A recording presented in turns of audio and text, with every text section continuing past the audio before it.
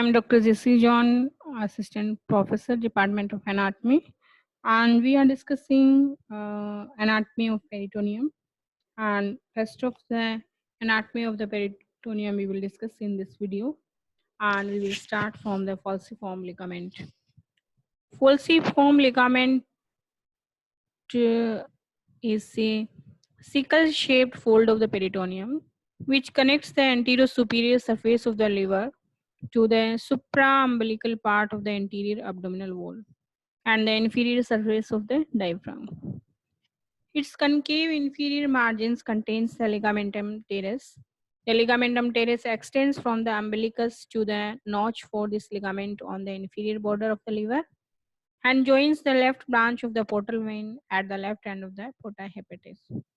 Contents of the falciform ligament contains these structures: ligament teres, paraumbilical veins, and numerous small veins which connect paraumbilical vein with the diaphragmatic veins.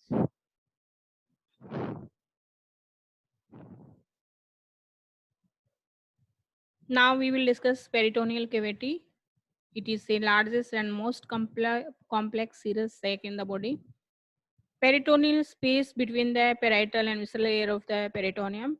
In the male, it is closed cavity, but in female, it communicates with the exterior trochlea of uterine tubes, uterus, and vagina.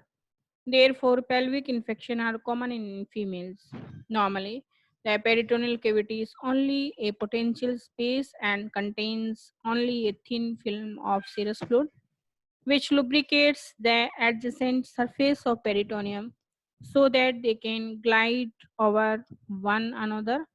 But the peritoneal cavity is capable of great distance following the collection of fluid. So these are the clinical conditions where the fluid collect in this structure that called ascites. If there is blood, hemoperitoneum, and if there is air trapped to pneumoperitoneum, all these clinical conditions happened. Subdivisions of the peritoneal cavity are divided into two parts: greater sac and lesser sac. Greater sac is the larger compartment of the peritoneal cavity and extends across the whole breadth and length of the abdomen. Lesser sac is the smaller compartment of the peritoneal cavity, which lies behind the stomach, liver, and lesser omentum as a diverticulum from the greater sac. The two sacs communicate with each other through the foramen epiploicum. Tracing of the peritoneum. The peritoneum is a large serous membrane which lines the interior of the abdominopelvic walls, roof, and floor. It is reflected along certain lines from these parietes to be continuous with a layer of peritoneum over certain viscera. Thus, peritoneum is usually divided into parietal and visceral layer, and they are really the parts of the same membrane. Greater sac, it is the main part of the peritoneal cavity, and into this sac protrude all the peritoneal organs. Supracholic and infracholic compartments of the peritoneal cavity. The abdominal part of the peritoneal cavity is divided into the anterior superior supracholic and posterior inferior infracholic compartments by the transverse colon and mesentery. Supracholic compartment is largely under the cover of the contained costal margins and diaphragm, and these cavities surrounds the liver, stomach, spleen, and the superior part of the duodenum, and lies anterior to the pancreas, duodenum, kidney, and suprarenal gland.